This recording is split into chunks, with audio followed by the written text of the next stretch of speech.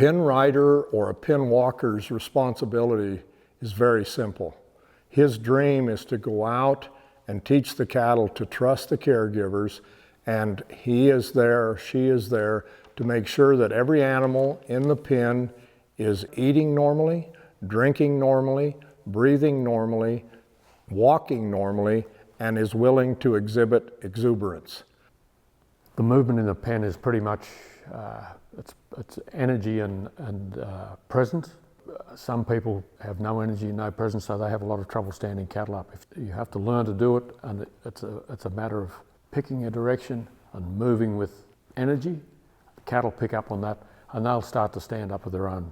It makes riding pens a lot easier. It doesn't disturb them, but they get comfortable with standing up when you come to the pen. If you start this in their early days, by the time they're 100 days, 150 days on feed, it's an automatic response. They'll stand, wait for you. They enjoy you being there. They know they have to move a little bit for you. So it's a training. It's a training. I'll always be looking at a pen well before I got to it, just to observe as a whole what's happening there. I never have a consistent pattern of what I'll do. I'll move through the animals that I'm drawn to and use them to move other animals as well. I'll let an animal sit up without me making it sit up. It's like getting out of bed in the morning. You don't want somebody pulling the doonas off and screaming at you. So you just do that gently, and then once every animal's up and aware you're there and comfortable, then I like to move them around a little. And I'm not typically looking for a sick animal, but I'll look for something that just doesn't feel right or seem right, and then I might take it with me for a little while and see if a few of the typical signs pop up that maybe it's not feeling very well. You know, for us that grew up around them and are comfortable understanding them and being observant, you tend to understand different postures and looks that cattle make to know whether they're asking something of you, or if they're frightened by you, or if they're threatening you, based off of their posture, their head position, and their look. And so you can tell a lot by their eyes and their ears and the position of their head. If their head is way up high and their ears are way up high, they're definitely alert at that point in time. And if they seem stiff in their movement, then they're either looking to flee. So an easy way to adjust to that is to adjust your position and move away. Never ever walk or ride into pressure or into motion. Unless you're asking for more motion.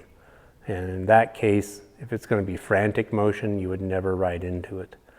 You'd always ride away from it. I like to ride in a feedlot pen and stop and take an overall look across the pen. Our number one pulls a lot of times will be at the back side of the pen, and I can see them easier, and they will show me that they're sick at that distance. And then I walk my cattle and make a move at a counterclockwise to make sure there's no cripples. Type of cattle called sentinels. They'll be on the outside of a herd or at the back of the herd or the side of the herd, but they'll have their head up, they'll have their ears up, and they'll be watching you. Wherever you are, they'll be watching. So they're influential cattle. They're cattle you need to do some work with. Leader cattle, they can be in the first, second, third, fourth row of the cattle facing you, and they're probably a little harder to pick up. But they'll be the ones that show interest. They're watching you, but they're not necessarily head up and ears up. They'll be just there. So it takes a little while to pick up on them. Sick cattle, movement's a big indicator of not feeling well. Drooped ears, depression. As cattle start walking away, the first thing sick cattle will do is lower their head. And the further they go, the more, if we ask them correctly, they will drop their head as they walk away because they don't feel good. You know, if we do everything correct on arrival and we've led them and done everything to their, sent them to their pen and settled them in their pen, when you go to the gate, cattle are no longer fleeing or walking away. They're actually coming towards you, and they're drawing towards you and looking and craving for that direction. So if we can fulfill all those requirements of health and production, then we're ready to go on to the next pen.